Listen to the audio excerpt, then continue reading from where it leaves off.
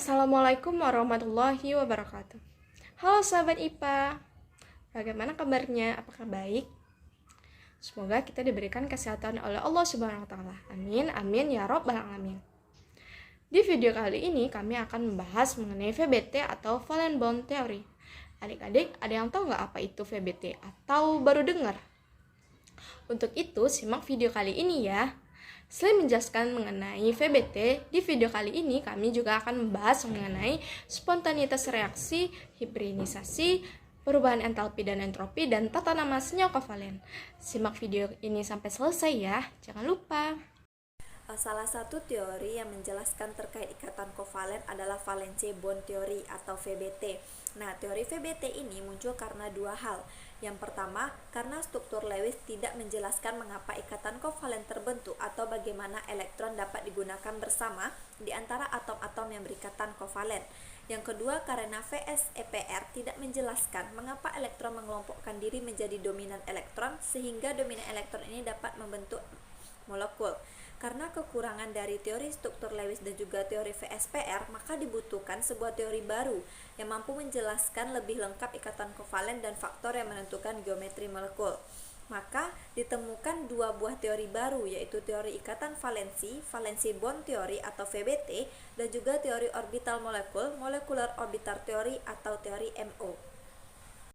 Menurut teori VBT, ikatan kovalen antara dua atom terbentuk ketika dua elektron dengan spin berpasangan dipakai bersama oleh orbital atom overlap atau tumpang tindih. Dan setiap atom menyumbang satu elektron atau satu orbital membentuk satu ikatan. Sebenarnya, konsep dari ikatan valensi didasarkan pada konsep Lewis yang menyatakan bahwa ikatan dihasilkan melalui pemakaian bersama pasangan elektron antar atom yang berdekatan. Pendekatan Lewis dipakai dan dibahas dalam konteks mekanika kuantum untuk menghasilkan konsep ikatan kovalen atau Valence bond. Konsep ikatan valensi disempurnakan oleh Linus Pauling melalui konsep hibridisasi orbital. Model mekanika kuantum menyatakan bahwa orbital adalah kebolehjadian menentukan elektron di sekitar atom. Maka overlap orbital berarti bahwa kedua orbital yang overlap memakai ruang yang sama di antara kedua atom, atau ada kebolehjadian memenuhi elektron di ruang di antara kedua atom. Teori VBT mengasumsikan bahwa sebuah ikatan kimia terbentuk ketika dua valensi elektron bekerja dan menjaga dua inti atom bersama oleh karena efek penurunan energi sistem. Teori ini berlaku dengan baik pada molekul diatomik. Pada teori valensi ini, elektron-elektron dalam molekul menempati orbital dari masing-masing atom. Ini memungkinkan untuk mempertahankan gambaran masing-masing atom yang mengambil peranan dalam pembentukan ikatan. Ada beberapa konsep utama teori VBT menjelaskan ikatan kovalen. Yang pertama, suatu ikatan kovalen terjadi karena elektron tak berpasangan dari atom-atom yang diberikan akan berpasangan melalui overlap orbital. Yang kedua, spin kedua elektron yang berpasangan dari atom-atom yang diberikan harus antiparalel. Yang ketiga, agar atom pusat dapat menyediakan jumlah elektron tak berpasangan yang cukup untuk membentuk ikatan, maka elektron-elektron dapat teresistensi ke orbital kosong dengan energi lebih tinggi selama pembentukan ikatan. Yang keempat, bentuk molekul yang dihasilkan ditentukan oleh arah ruang orbital atom pusat, yaitu pembentukan molekul diatomik menurut VBT. Nah, pembentukan molekul kovalen diatomik terjadi melalui overlap orbital dua atom yang berikatan. Molekul diatomik dikelompokkan menjadi dua. Yang pertama yaitu pembentukan molekul homo inti, yang kedua ada pembentukan molekul homotero inti. Pertama yaitu pembentukan molekul homo inti. Nah, di sini teman-teman bisa melihat gambar yang disajikan. Yang sebelah kiri ada struktur Lewis dan di sebelahnya ada teori VBT. Nah, salah satu contoh yang diambil dalam pembentukan molekul homo inti adalah pembentukan molekul H2. Ikatan kovalen pada molekul H2 berdasarkan struktur Lewis digambarkan sebagai pemakaian bersama pasangan elektron atau sepasang titik. Nah, teman-teman bisa melihat gambar 9.1 struktur Lewis molekul hidrogen. Nah, sedangkan menurut teori VBT, ketika dua atom saling berdekatan satu sama lain, orbital 1s mulai beroverlap dan melebur ketika kedua elektron menyebar ke dua orbital sehingga menghasilkan ikatan HH. Nah, teman-teman bisa melihat Pada gambar 9.2 yaitu pembentukan molekul hidrogen menurut teori VB, yang mana orbital asam H saling beroverlap. Kedua yaitu pembentukan molekul heterointi. Nah, teori VB menggambarkan molekul heterointi menggunakan overlap orbital valensi atom-atom yang berikatan. Contoh yang diambil di sini dapat teman-teman lihat dari gambar, yaitu menggunakan molekul HF. Nah, simbol label molekul HF bisa dilihat di gambar 9.1, yang mana kalau simbol Lewis menunjukkan bahwa HF itu ikatan dibentuk oleh pasangan elektron yang masing-masing berasal dari hidrogen dan juga fluor. Sedangkan pada teori VBT, untuk menjelaskan pembentukan molekul itu ada dua orbital valensi dengan satu elektron di setiap atom. Contohnya pada atom A menyediakan orbital tersisa satu elektron 1s1, sedangkan fluor menyediakan orbital dengan satu elektron 2p1 yang berpasangan ketika terjadi overlap. Teman-teman bisa melihat gambar yang sebelah 9.2 struktur Lewis dan 9.4 adalah dengan teori VBT. Overlap orbital menjadi sarana untuk berbagi elektron, sehingga memungkinkan setiap atom melengkapi kulit valensinya. Dalam diagram orbital diperlihatkan bagaimana pada molekul HF sukulit 2p fluor akan terisi penuh setelah memperoleh elektron dari atom hidrogen setelah overlap orbital 1s hidrogen dengan 2p fluor. Namun ada catatannya teman-teman, yaitu tidak perlu dispensi orbital 2p mana yang terlibat dalam pembentukan kovalen karena setiap orbital terdegenerasi atau berenergi sama. Teori VB juga menjelaskan tentang sudut ikatan. Nah, contoh yang diambil di sini adalah hidrogen sulfida atau H2S. Nah, hasil eksperimen membentuk molekul dengan sudut ikatan menunjukkan bahwa molekul H2S adalah molekul linear dengan sudutan ikatan 90 derajat Celcius. Nah, struktur Lewis dan pembentukan molekul teori VSPR digambarkan molekul H2S sebagai berikut. Nah, teman-teman bisa melihat ya, ada struktur Lewis dan juga teori VSPR. Nah, simbol Lewis menunjukkan bahwa setiap ikatan HS terbentuk melalui pemakaian elektron bersama, di mana satu elektron berasal dari H dan satu elektron berasal dari S. Maka akan membentuk dua ikatan HS diperlukan orbital atom sulfur yang masing-masing berisi satu elektron untuk membentuk dua ikatan terpisah dengan H. Dapat diperlihatkan diagram orbital kulit valensi atom sulfur dan atom hidrogen sebagai berikut. Nah, teman-teman bisa melihat diagram orbital kulit valensi atom sulfur dan juga hidrogen berdasarkan gambar ini. Atom sulfur memiliki dua orbital 3p yang masing-masing berisi satu elektron. Setiap orbital ini dapat overlap dengan orbital 1s dari atom H. Coba teman-teman perhatikan gambar yang disediakan ini, gambar 9.5. Nah, overlap ini menghasilkan 3p yang terisi penuh karena ada sumbangan satu elektron dari masing-masing atom hidrogen. Dengan demikian, teori VB dapat menjelaskan geometri molekul hidrogen sulfida dengan cukup baik, yang mana teori VB itu sejalan dengan struktur Lewis bahwa pembentukan dua ikatan HS itu membuat kulit valensi atom S terisi penuh dengan 8 elektron, yang mana disebut dengan kaidah oktet. Oleh karena itu, apa sih hubungan struktur Lewis dengan teori VB? Nah, hubungan struktur Lewis dengan teori VB adalah secara kualitatif, struktur Lewis adalah notulasi singkat gambar molekul berdasarkan teori VB. Baiklah, berikutnya kita akan membahas mengenai materi hibridisasi. Nah, apa sih hibridisasi itu? Hibridisasi adalah pencampuran orbital-orbital atom untuk membentuk orbital baru dengan tingkat energi yang sama di antara orbital-orbital yang dicampurkan. Orbital hasil pencampuran tersebut dinamakan orbital hibrida, atau sederhananya, hibridasi merupakan proses bergabungnya orbital atom pusat dengan orbital atom lainnya sehingga terbentuk orbital hibrida. Nah, orbital hibrida yang terbentuk memiliki panjang ikatan, sudut, dan tingkat energi yang berbeda dengan orbital pembentuknya. Keberadaan orbital hibrida ini mampu menjelaskan mengenai bentuk molekul dan ikatan atom-atom di dalamnya. Teori hibridisasi pertama kali dicetuskan oleh seorang kimiawan yang bernama Linus Pauling yang berasal dari Amerika Serikat pada tahun 1931 untuk menjelaskan struktur molekul seperti metana atau CH4. Nah, Mario Raimondi mengatakan hibridisasi merupakan sebuah konsep pengenalan terkait bersatunya orbital-orbital atom dalam usaha membentuk orbital hibrida yang baru dengan terjadi kesesuaian terkait dengan kualitatif sifat ikatan atom. Tujuan dari hibridisasi adalah untuk mencapai keadaan stabil dengan cara promesi elektron. Selain itu, hibridisasi orbital juga berguna untuk menjelaskan struktur molekuler ketika teori ikatan valensi gagal untuk dijelaskan. Nah, pada teori hibridisasi, ada 5 bentuk molekul yang bisa kita ketahui melalui keberadaan orbital hibrida, yaitu orbital yang berbentuk linear, trigonal planar, tetrahedral, segitiga bipiramida, dan oktahedral. Nah, berikut tabel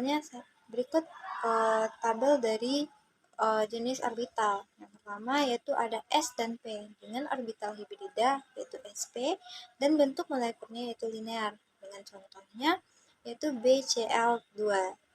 Kemudian jenis orbital berikutnya yaitu ada S dan P dengan orbital hibrida sp kuadrat. Bentuk molekulnya yaitu segitiga planar, contohnya yaitu BF3. Kemudian jenis orbital yang ketiga ada S dan P dengan orbital hibrida sp pangkat 3. Bentuk molekulnya yaitu tetrahedral, contohnya CH4. Nah, jenis orbital yang keempat ada sp dan D dengan orbital hibridanya yaitu sp3d. Bentuk molekulnya bipiramida trigonal dan contohnya yaitu PCl5. Dan berikutnya, ada jenis orbital sp dan d dengan orbital hibridanya sp pangkat 3, d pangkat 2. Lalu bentuk molekulnya yaitu oktahedral, dengan contohnya yaitu SF6. Nah, dari tabel tersebut diketahui bahwa adanya bentuk molekul tetrahedral, oktahedral, segitiga planar, linear, dan sebagainya. Nah, bentuk molekul tersebut dapat diketahui dengan cara menghitung jumlah elektron yang terlibat dalam pembentukan ikatan. Adapun langkah-langkah untuk meramalkan bentuk molekul yaitu yang pertama, menentukan jumlah elektron atom valensi pusat. Kemudian yang kedua, menentukan jumlah elektron dari atom lain yang digunakan dalam ikatan. Yang ketiga, menentukan jumlah pasangan elektron ikatan dan pasangan elektron bebasnya. Kemudian yang terakhir yaitu menentukan bentuk molekul. Nah, selain menentukan bentuk molekul, kita juga harus paham mengenai cara menentukan tipe molekul. Tipe molekul merupakan notasi untuk menyatakan banyaknya pasangan elektron di sekitar atom pusat. Nah, rumus yang digunakan untuk menentukan tipe molekul biasanya yaitu adalah AX N dikali EM. Dengan keterangan A adalah atom pusat, X adalah pasangan elektron ikatan atau PEI, N adalah jumlah dari PEI, E adalah pasangan elektron bebas atau PEB, dan M adalah jumlah dari PEB. Spontanitas reaksi kimia. Secara singkat, reaksi merupakan proses perubahan dari reaktan yang menghasilkan produk. Agar dapat terjadi, atom yang awalnya tergabung satu sama lain diubah menjadi terpisah dengan cara dan waktu tertentu dan dapat digabung kembali menjadi sebuah produk. Semua proses cenderung terjadi secara alami dalam satu arah dan pada kondisi tertentu. Proses spontan merupakan suatu potensi untuk memproses tanpa bantuan energi eksternal. Spontanitas reaksi didefinisikan sebagai reaksi yang terjadi di dalam serangkaian kondisi yang disediakan tanpa bantuan dari luar. Agar reaksi berlangsung secara spontan, harus ada perubahan entalpi positif dan entalpi negatif. Reaksi spontan adalah reaksi yang berjalan dengan kecenderungan entropi keseluruhan. Reaksi-reaksi ini dapat diprediksi mengalami peningkatan entropi dengan berfokus pada perubahan fasa, perubahan jumlah mol, perubahan suhu, dan peningkatan volume. Untuk mengetahui bahwa reaksinya spontan, Kita ikuti persamaan energi bebas Gibbs yang dirumuskan sebagai berikut. Delta G sama dengan delta H kurang T kali delta S, dengan delta G energi bebas Gibbs, delta H perubahan entalpi, delta S perubahan entropi, T sama dengan suhu. Selanjutnya yaitu faktor-faktor yang mempengaruhi spontanitas suatu reaksi. Terdapat 3 faktor yang mempengaruhi kespontanitas reaksi. Yang pertama yaitu suhu, konsentrasi, dan tekanan. Suhu. Yang pertama suhu. Dengan mengubah kondisi reaksi, seringkali mengubah arah terjadinya secara spontan. Contohnya yaitu jika delta H positif, delta S negatif, maka akan menghasilkan delta G selalu positif. Reaksi spontan pada arah berlawanan pada semua suhu. Contohnya 3O2 akan menghasilkan 2O3. Yang kedua yaitu jika delta H-nya positif, delta S-nya positif, maka delta G akan negatif hanya bila T delta S lebih besar angkanya dibandingkan delta H dan T bernilai besar. Contohnya H2 ditambah I2 akan menghasilkan 2HI. Yang ketiga, jika delta H-nya minus, delta S-nya negatif, maka delta G akan negatif hanya bila T delta S lebih besar angkanya dibandingkan delta H dan T bernilai kecil. Contohnya NH3 ditambah HCl akan menghasilkan NH4Cl.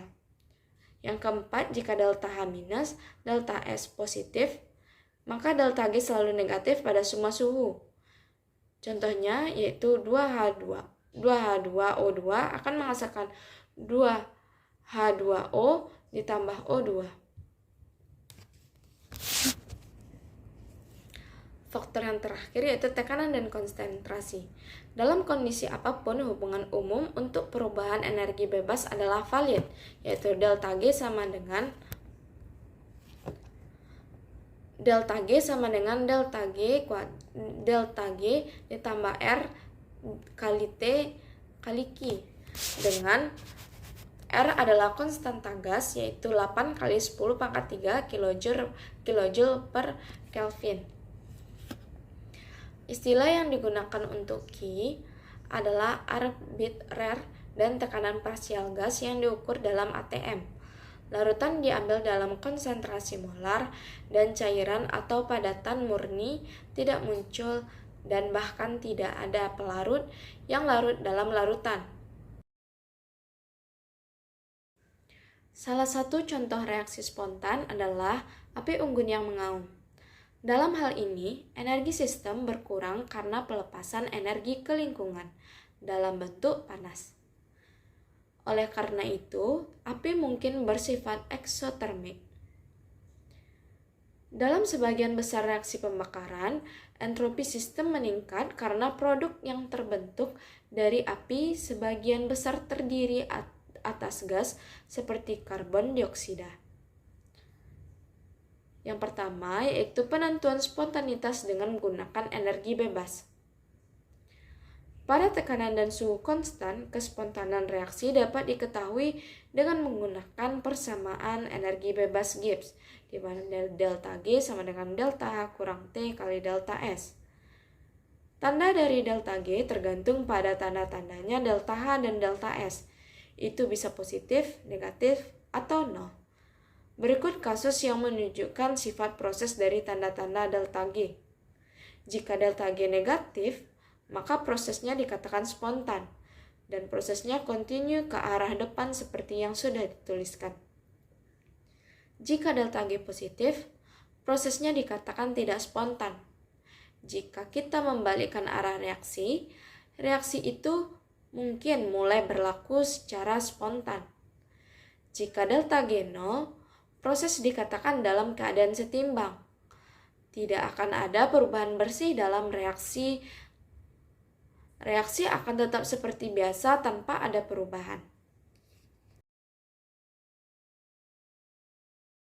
Halo Sobat IPA, di sini saya akan menjelaskan mengenai perubahan entalpi. Nah, pada perubahan entalpi ini kita membahas dulu nih tentang persamaan termodinamika. Lalu apa sih persamaan termodinamika ini? Yaitu persamaan reaksi yang dilengkapi dengan harga perubahan entalpi atau delta H. Persamaan termokimia selain menyatakan jumlah mol reaktan dan jumlah mol produk, juga menyatakan jumlah kalor yang dibebaskan atau yang diserap pada reaksi tersebut. Nah, untuk menyatakan besarnya perubahan entalpi yang terjadi pada reaksi kimia, digunakan satuan kilojoule, dan perubahan entalpi dalam molar digunakan satuan kilojoule per mol atau kilojoule mol kurang 1. Nah, selanjutnya kita masuk nih kepada pengertian entalpi H. Nah, di sini entalpi H dapat diartikan sebagai jumlah dari semua bentuk energi dalam satu materi. Entalpi akan konstan selama tidak ada energi yang masuk atau keluar dari zat. Nah, besarnya entalpi tidak dapat ditentukan. Yang dapat ditentukan adalah perubahan entalpi delta H. Perubahan entalpi delta H adalah perubahan kalor yang terjadi pada suatu reaksi kimia. Delta H merupakan selisih antara entalpi produk dengan entalpi reaktan dengan rumus yaitu delta H sama dengan HP dikurang dengan HR, yang mana delta H-nya itu yaitu perubahan entalpi, sedangkan HP-nya entalpi produk, dan HR-nya adalah entalpi reaktan. Nah, jika H produk lebih kecil daripada H reaktan, maka akan terjadi pembebasan kalor. Harga delta H negatif atau lebih kecil dari 0. Nah, kita masukkan contohnya. Contohnya itu 2H2 gas ditambah O2 gas, 2H2O liquid ditambah kalor, atau 2H2 gas ditambah O2 gas, 2H2O liquid, delta H sama dengan min. Nah, jika H produk lebih besar daripada H reaktan, maka akan terjadi penyerapan kalor. Harga delta H positif akan lebih besar daripada 0. Contohnya yaitu 2H2O liquid ditambah 2H2 gas ditambah O2 gas dikurang kalor, atau 2H2O liquid ditambah 2H2 gas ditambah O2 gas, delta H sama dengan plus. Jadi contoh satu itu akan menjadi min, dan contoh yang kedua itu akan menjadi positif. Nah, selanjutnya kita akan masuk kepada perubahan entalpi. Perubahan entalpi yang menyertai suatu reaksi selalu dipengaruhi oleh suhu dan tekanan. Nah, apabila suhu zat semakin tinggi, perubahan entalpi semakin besar. Data termokimia pada umumnya ditetapkan pada tekanan 1 atm dan suhu 25 derajat Celcius. Nah, kondisi ini dikenal sebagai kondisi standar. Oleh karena itu, penentuan perubahan entalpi delta H juga ditukar pada kondisi standar dan dikenal dengan perubahan entalpi standar. Berdasarkan jenis reaksi, perubahan entalpi standar dapat dibedakan sebagai berikut. Yang pertama itu adalah perubahan entalpi standar. Nah, lalu apa sih perubahan entalpi standar ini? Perubahan entalpi standar adalah perubahan entalpi yang berada pada kondisi standar, yaitu pada tekanan 1 bar atau yang setara dengan 1 atm dan juga suhu 25 derajat Celcius. Nah, pengukuran entalpi pada kondisi standar bertujuan untuk menghindari perubahan entalpi karena perbedaan suhu.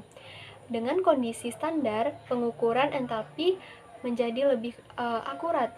Nah, perubahan entalpi standar dibagi berdasarkan perubahan kimianya menjadi reaksi pembentukan, penguraian, pembakaran, dan netralisasi. Nah, adapun macam-macam perubahan entalpi standar ini, yang pertama yaitu perubahan entalpi pembentukan standar atau delta H derajat F, di mana perubahan entalpi pembentukan standar delta H derajat F ini yaitu perubahan entalpi yang diperlukan atau dilepaskan pada pembentukan 1 mol senyawa dari unsur-unsurnya pada suhu dan tekanan standar 25 derajat Celcius atau 298 Kelvin dan 1 atm.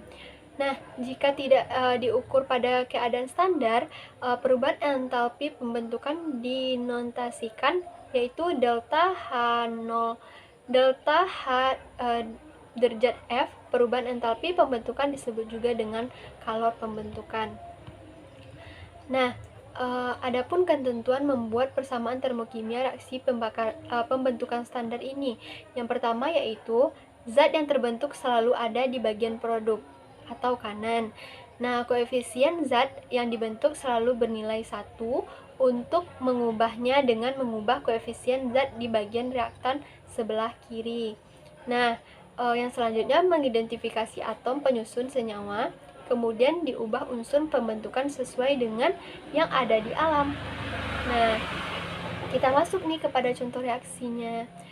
Contoh dari reaksi pembentukan standar, di mana delta HF CH3OH liquid sama dengan min 200,6 kJ per mol menjadi C solid ditambah 2H2 gas ditambah setengah O2 menjadi CH3OH liquid. Nah, yang kedua contohnya yaitu delta HF CHCl3 solid sama dengan min 103,14 kJ per mol.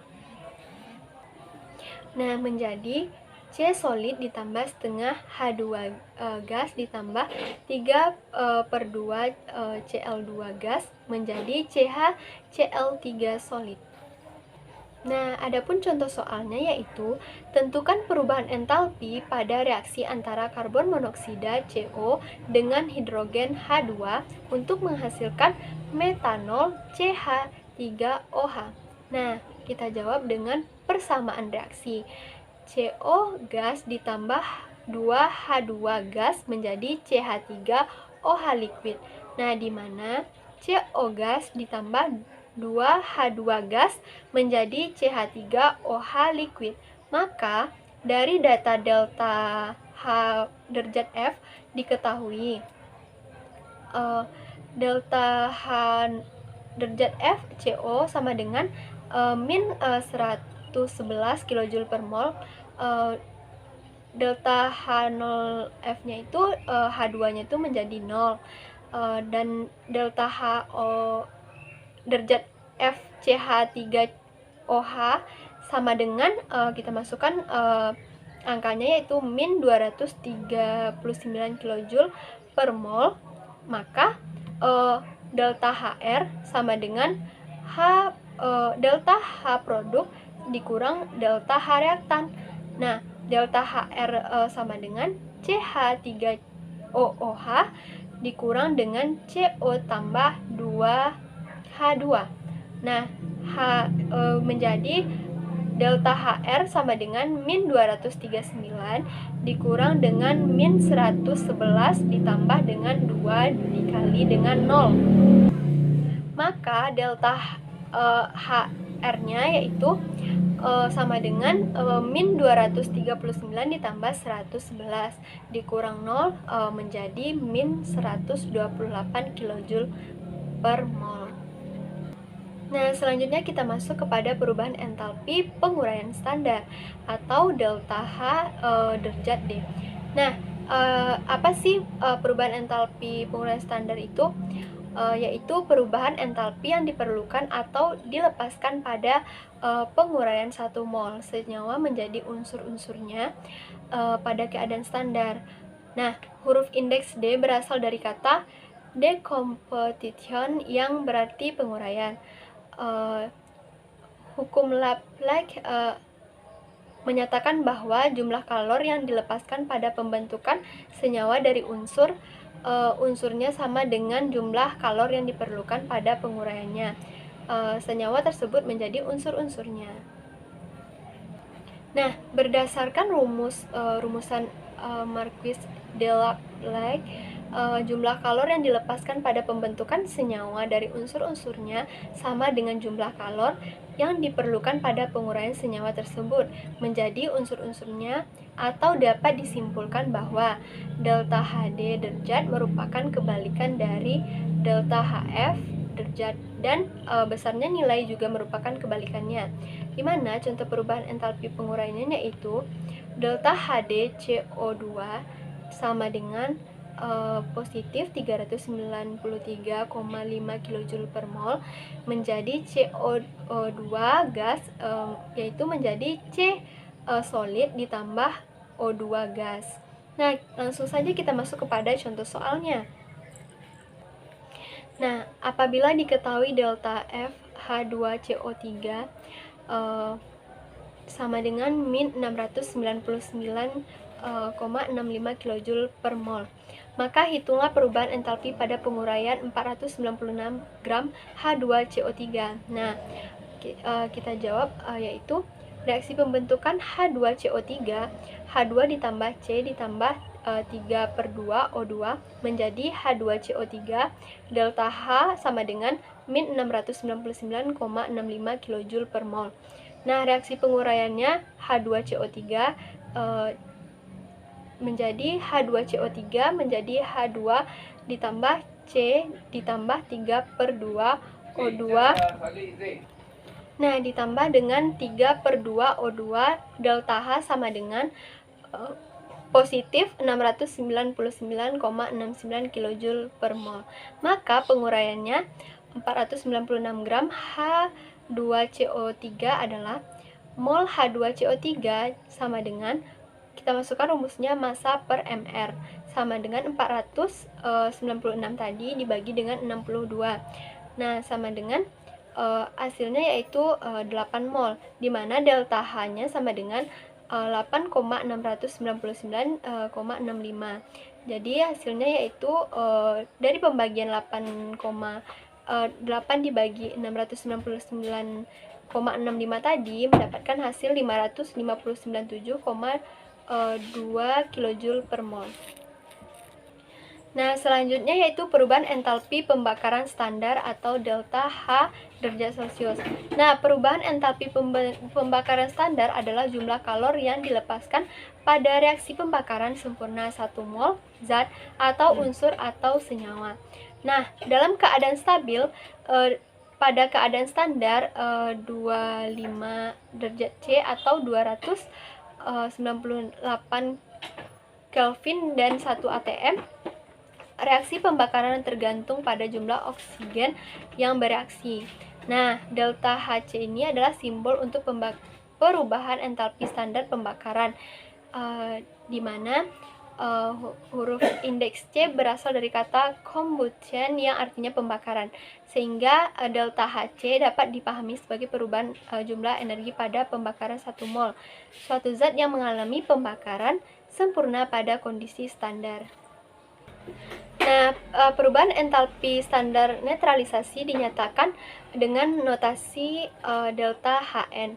Indeks N yang menyertai keterangan delta H berasal dari kata netralis atau disebut dengan penetralan. Nah, hasil reaksi atau produk pada reaksi penetralan salah satunya adalah air H2O sebagai nama hasil reaksi dari OH min ditambah H plus menjadi H2O. Sebagai contoh, pada reaksi NaOH basa dan HCl asam menghasilkan NaCl dan H2O dengan melepaskan kalor sebanyak 557,7 kJ. Nah, kita masuk nih kepada rumusannya, yaitu NaOH solid ditambah HCl menjadi NaCl tambah H2 liquid delta Hn derajat sama dengan min 57,7 kJ.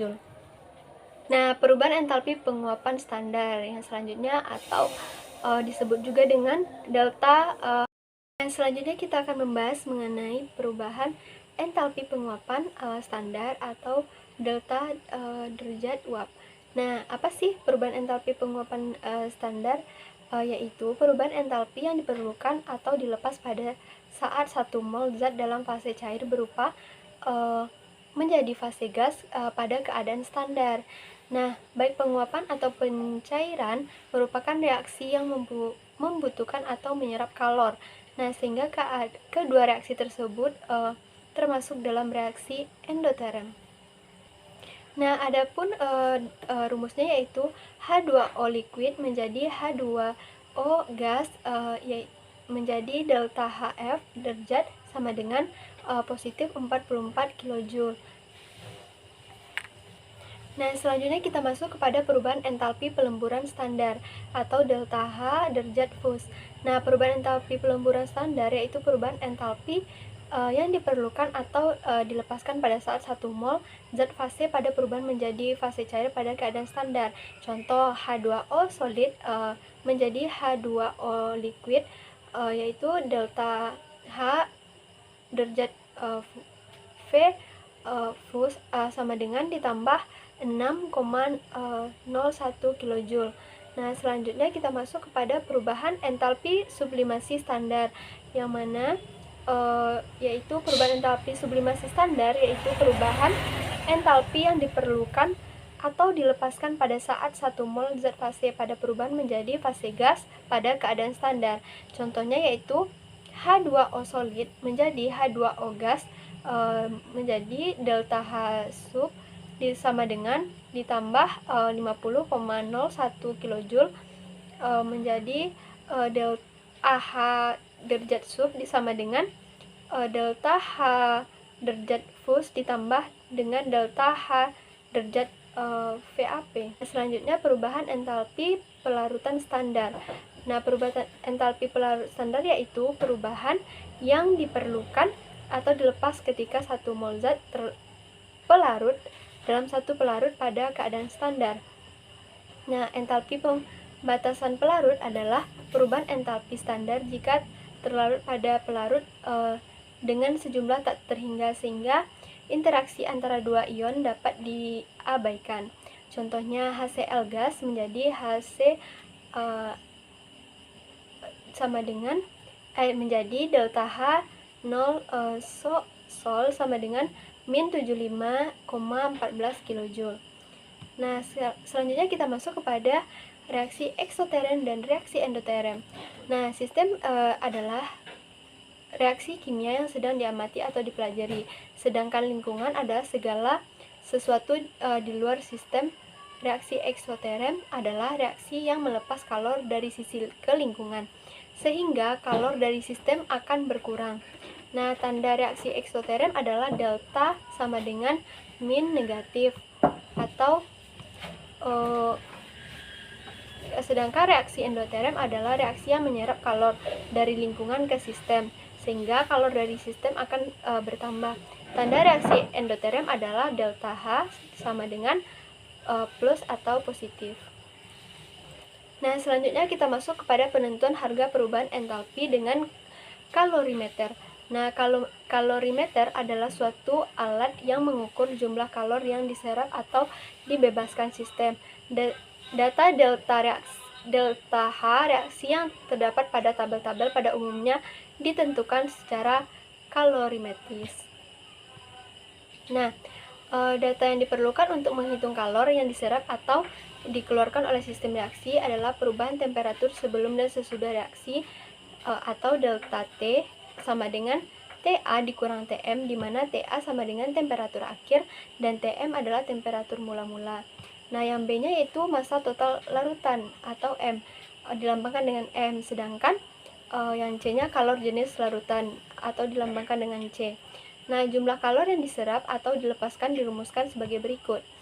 C sama dengan Q per M dikali delta T atau Q sama dengan M kali C kali delta T, yang mana Q adalah kalor yang diserap atau dilepaskan dengan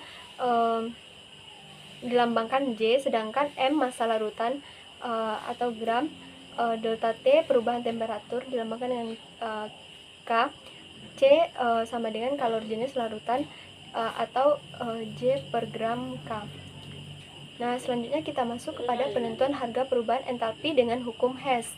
Pada tahun 1840, Henry G. Main Hess menyatakan bahwa perubahan entalpi reaksi hanya tergantung pada keadaan awal dan keadaan akhir, tidak tergantung pada jalannya reaksi.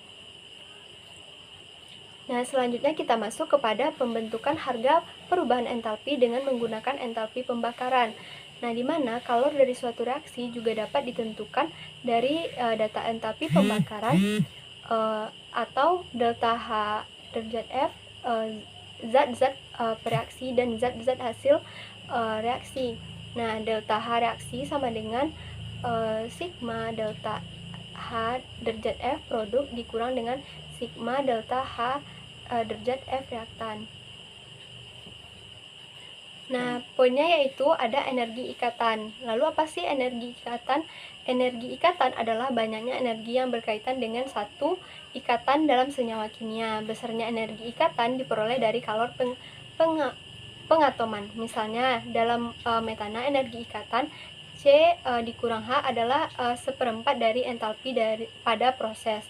Nah, energi ikatan dapat dihitung dari entalpi pembentukan standar untuk senyawa itu dan dari entalpi pengatoman unsur-unsurnya. Energi yang dihitung dengan cara ini disebut dengan energi ikatan rata-rata. Dengan CH4 gas, C gas ditambah dengan 4H gas, yaitu delta H derajat sama dengan yaitu delta H0 sama dengan 74,8 kJ. Jadi energi ikatan C kurang H sama dengan kali 74 kurang 8 kJ atau sama dengan 18,7 kJ. Bahasan terakhir dari entalpi ini yaitu perhitungan harga perubahan entalpi reaksi berdasarkan energi ikatan, di mana reaksi kimia terjadi karena adanya pemutusan ikatan dan pembentukan ikatan yang baru. Jadi ikatan-ikatan pada reaktan akan putus dan terjadi ikatan yang baru pada produk. Oleh karena itu, perubahan entalpi dapat dicari dari selisih antara delta H pemutusan ikatan dan delta H pembentukan ikatan. Delta H sama dengan delta H pemutusan ikatan dikurang delta H pembentukan ikatan. Halo Sobat IPA, di sini saya akan menjelaskan mengenai perubahan entropi. Nah, sebelumnya teman-teman udah pernah belum mendengar apa itu entropi? Nah, entropi dapat didefinisikan sebagai ketidakteraturan atau keacakan yang terjadi dalam suatu sistem yang ada di alam. Ini pertama kali dijelaskan oleh seorang ilmuwan yang bernama Clausius pada tahun 1850 dan telah digunakan secara luas dalam bidang kimia. Nah, kita akan mempelajari lebih dalam tentang konsep entropi ini. Entropi ini dilambangkan dengan huruf S dan merupakan sifat ekstensif karena nilai entropi atau perubahan entropi bergantung pada zat yang ada dalam sistem termodinamika. Nah, teman-teman tahu nggak, entropi ini berkaitan dengan spontanitas loh. Nah, yaitu semakin spontanitas dalam proses termodinamika, maka semakin tinggi entropi atau derajat ketidakteraturannya. Dengan kata yang lebih sederhana, yaitu entropi memberi kita gambaran tentang bagaimana energi yang tidak diubah menjadi kerja yang dilakukan dan malah menambah ketidakteraturan sistem. Nah, selanjutnya kita masuk kepada perubahan entropi. Apa sih perubahan entropi ini? Perubahan entropi dapat didefinisikan sebagai perubahan keadaan gangguan sistem termodinamika yang dikaitkan dengan konferensi panas atau entalpi menjadi kerja. Suatu sistem dengan tingkat ketidakteraturan yang tinggi memiliki lebih banyak entropi. Nah, entropi adalah faktor fungsi keadaan, yang mana nilai tidak bergantung pada jalur proses termodinamika dan hanya bertindak sebagai penentu keadaan awal dan akhir sistem. Nah, selanjutnya kita masuk kepada perubahan termodinamika dan rumus entropi ini. Perubahan entropi dari sistem termodinamika dipresentasikan sebagai delta S, yang mana rumus dari entropi ini yaitu delta S sama dengan Q per T ref, yang mana Q itu adalah perpindahan panas atau dari sistem termodinamika, sedangkan T adalah suhu absolut. Nah, contohnya yaitu entropi penguapan air dapat dihitung dengan membagi panas penguapan dengan titik didihnya yaitu 100 derajat Celcius atau 373 Kelvin. Nah, kita masuk nih kepada contoh soal. Diketahui sebanyak 1 mol air atau H2O memiliki suhu 100 dengan kalor 40,7 Joule per mol. Nah, hitunglah nilai perubahan entropi untuk proses penguapan air tersebut. Nah, kita jawab suhu air 100 derajat Celcius tadi diubah dalam bentuk Kelvin menjadi 373 Kelvin. Nah, delta S sama dengan, kita masukkan rumus tadi, Q per T, di mana delta S-nya itu, Q-nya adalah 40,7 per 373 Kelvin. Nah, kita dapatkan hasil dari situ yaitu 109,1 Joule per kilomol. Nah, kita masuk nih kepada contoh 2. Contoh 2-nya yaitu sebanyak 5 gram gas oksigen mengalami ekspansi dengan suhu 25 pada volume 1 liter hingga 2 liter. Dari data tersebut, hitunglah perubahan entropi yang terjadi pada proses tersebut. Nah, kita jawab menggunakan rumus W sama dengan nRT in V2 per V1, di mana W-nya sama dengan min 5 per 32 dikali 8,314 dikali dengan 298 kali in 2 per 1. Nah, sama dengan W-nya min 268 Joule. Dalam hal ini min W dianggap sama dengan Q. Nah, perubahan entropinya kita masukkan nih rumus tadi, delta S sama dengan Q per T, yang mana delta S-nya tuh min W per T, dan lanjut kita masukkan angkanya yaitu min kurung min 268 per 298. Nah, kita dapatkan hasil dari sini yaitu 0,9 Joule per Kelvin. Nah, Fikasawan Clausin menentukan konsep entropi dengan bantuan mesin uap, dan dia menciptakan istilah entropi karena kedengarannya mirip dengan kata energi. Nah, adapun rumus perubahan entropi alam semesta dapat dinyatakan melalui perubahan persamaan entropi sebagai berikut. Nah, rumusnya yaitu delta S alam semesta sama dengan delta S sistem ditambah delta S sekitarnya. Nah, selanjutnya kita masuk kepada perubahan entropi dengan suhu. Di sini mempertimbangkan rumus perubahan entropi. Jelas untuk menyimpulkan bahwa perubahan entropi meningkatkan ketika perpindahan panas terjadi pada suhu yang lebih rendah dan perubahan entropi lebih sama pada suhu yang lebih tinggi. Yang selanjutnya yaitu perubahan entropi dalam proses reversible. Secara konseptual, definisi perubahan entropi berlaku untuk proses yang dapat dibalik. Dengan demikian, perubahan entropi dari proses reversible sama seperti yang dijelaskan di atas tadi. Nah, di sini kita masuk kepada perubahan entropi dalam proses irreversible. Nah, lalu apa sih maksudnya perubahan entropi adalah sama untuk proses irreversible dan reversible karena tidak bergantung pada jalurnya. Nah, konsep ini juga digunakan dalam penentuan perubahan entropi untuk gas ideal karena merupakan proses non-kuasi statis yang irreversible. Nah, selanjutnya kita masuk nih kepada karakteristik dari entropi ini. Karakteristik penting dari entropi sistem termodinamika yang pertama yaitu entropi menunjukkan kecenderungan alam semesta untuk bergerak menuju ketidakteraturan atau keacakan. Nah, yang kedua, entropi dapat dilambangkan sebagai fungsi dari entalpi atau panas yang dapat diubah menjadi kerja. Nah, yang selanjutnya, entropi tergantung pada massa sistem termodinamika, itu tidak tergantung pada jalur pertukaran panas atau konversi panas, dan itulah mengapa itu adalah properti yang luas. Nah, yang selanjutnya yaitu entropi alam semesta terus meningkat, dan yang terakhir yaitu perubahan entropi untuk proses adiabatik adalah 0 sehingga memiliki entropi. Energi bebas Gibbs adalah salah satu dari parameter termodinamika yang menyatakan apakah kelangsungan suatu reaksi terjadi secara spontan atau tidak. Joseph Willard Gibbs adalah seorang fisika matematika Amerika Serikat yang menyumbangkan banyak pendiri teoritis termodinamika kimia. Energi bebas Gibbs merupakan fungsi keadaan sehingga besaran ini memiliki nilai pada keadaan standar, seperti halnya dengan entalpi. Hasil pengukuran standar untuk energi bebas Gibbs dilakukan pada keadaan 25 derajat Celcius dengan tekanan 1 atom. Kan dijelaskan bahwa energi bebas Gibbs itu untuk melihat apakah reaksi itu berjalan dengan spontan atau tidak. Maka, kespontanan reaksi dapat juga dinyatakan dalam energi bebas Gibbs atau energi bebas dengan rumus G sama dengan H dikurang TS. Karena energi bebas merupakan fungsi keadaan, maka persamaan pada suhu tetap adalah delta G sama dengan delta H dikurang T delta S.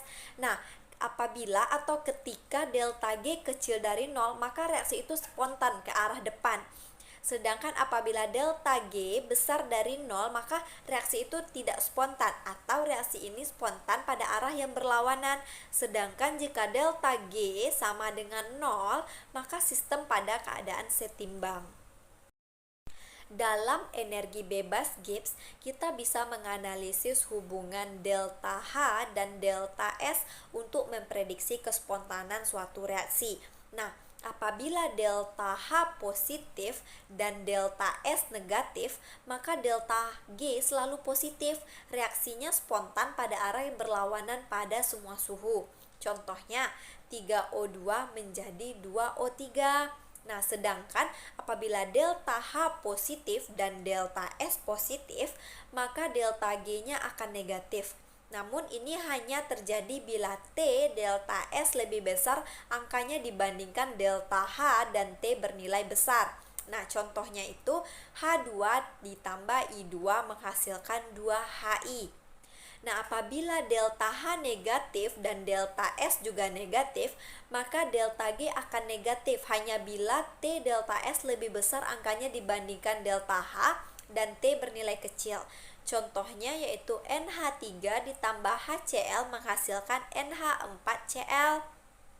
Dan apabila delta H negatif dan delta S positif, maka delta G selalu negatif pada semua suhu. Contohnya 2H2O2 merupakan hasil dari 2H2O ditambah dengan O2, yaitu mengenai perubahan energi bebas standar. Nah, energi bebas reaksi standar atau delta G RXN ialah perubahan energi bebas untuk reaksi bila reaksi ini terjadi pada kondisi atau keadaan standar. Nah, artinya bila reaktan berada dalam keadaan standar diubah menjadi produk dalam keadaan standar. Nah, untuk menghitung energi bebas standar ini perlu dilihat persamaan reaksinya. Nah, teman-teman bisa lihat persamaan reaksinya.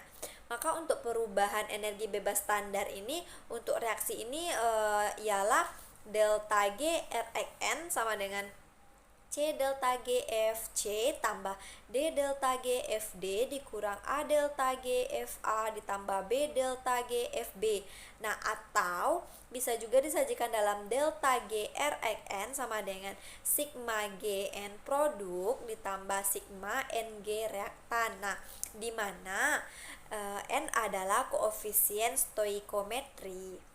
Suku Ag adalah energi bebas membentuk standar dari senyawa. Artinya, perubahan energi bebas yang terjadi bila 1 mol senyawa disintesis dari unsur-unsur dalam keadaan standarnya, yaitu energi bebas dan kesetimbangan. Nah, tidak mudah untuk mempertahankan sistem kesetimbangan pada keadaan standar. Banyak reaksi-reaksi tidak berada pada keadaan standar. Maka untuk keadaan yang demikian, arah reaksi tidak dapat diprediksi hanya dengan nilai delta G derajat, melainkan harus menggunakan energi bebas aktual atau delta G. Nah, hubungan antara delta G dan delta G derajat yang diturunkan dari termodinamika adalah sebagai berikut. Teman-teman bisa melihat rumusnya. Delta G sama dengan delta G derajat ditambah RTINQ, di mana delta G derajat tetap pada suhu tertentu. Nah, T itu merupakan suhu mutlak, R konstanta gasnya itu ketetapan yaitu 8,314 Joule per K. Ada K koefisien reaksi. Nah, pada keadaan setimbang berdasarkan definisi delta G sama dengan 0 dan Q sama dengan K, di mana K adalah konstanta keseimbangan, maka dapat dijabarkan sebagai berikut. Delta G sama dengan delta G derajat ditambah RTINQ sama dengan delta G derajat ditambah RTINQ, maka delta G derajat sama dengan min RTINQ. Nah, dalam persamaan ini Kp digunakan untuk gas dan Kc untuk reaksi dalam larutan.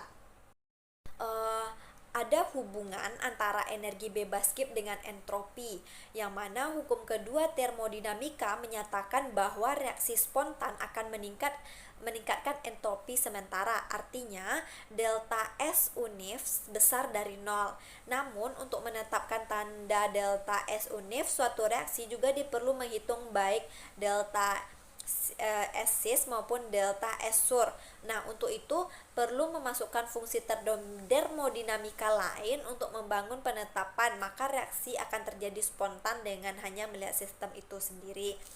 Dari persamaan proses spontan, kita mengetahui bahwa untuk proses spontan kita mempunyai persamaan delta S unif sama dengan delta S cis ditambah delta S sur besar dari 0. Dengan mensubsidikan delta H cis atau per T pada delta S sur, kita tuliskan delta S unif sama dengan delta cis besar dari 0. Dengan mengalihkan kedua sistem persamaan delta H cis per T AN dikurang T akan dihasilkan delta G cis sama dengan delta cis dikurang T delta cis kecil dari 0. Dengan mensubsidikan delta G cis dikurang T delta SS is dihasilkan min T delta S unif sama dengan delta G cis. Nah, berdasarkan persamaan reaksi di atas menyatakan bahwa suatu proses yang dilaksanakan pada tekanan konstan dan suhu T, jika perubahan entalpi dan entropi sistem itu sedemikian rupa sehingga delta H cis dikurang T delta S is lebih kecil daripada 0, maka proses itu haruslah spontan. Kita bisa melihat rumus berikut, G sama dengan H dikurang TS. Nah, semua kualitas dalam persamaan di atas berhubungan dengan sistem dan suhu sistem. Dapat dilihat bahwa G merupakan satuan energi, H dan TS adalah satuan energi juga, sama seperti H dan S, G adalah fungsi keadaan. Nah, perubahan energi bebas delta G suatu sistem pada suhu tetap ialah delta G sama dengan delta H dikurang T delta S. Nah, perubahan energi bebas suatu sistem pada tekanan tetap ialah delta G sama dengan min T delta S. Dalam konteks ini, energi bebas adalah energi yang tersedia untuk melakukan kerja.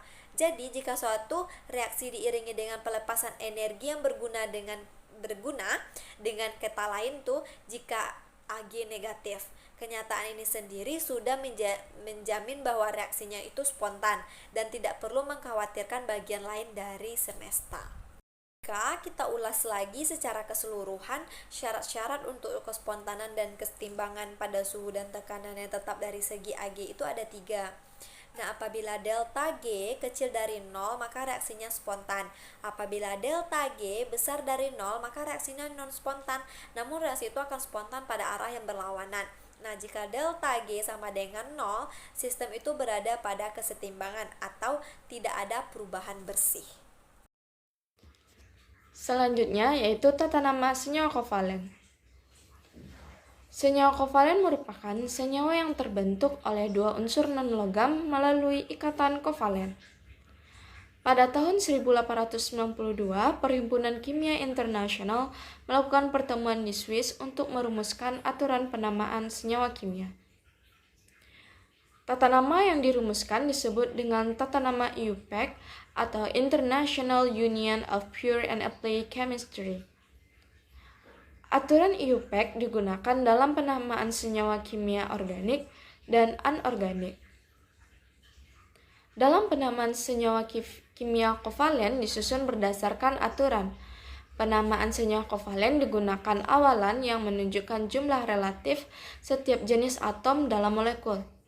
Awalan yang digunakan dapat berupa mono yaitu 1, di 2, tri 3, tetra 4, penta 5, heksa 6, hepta 7, okta 8, nona 9, dan deka 10.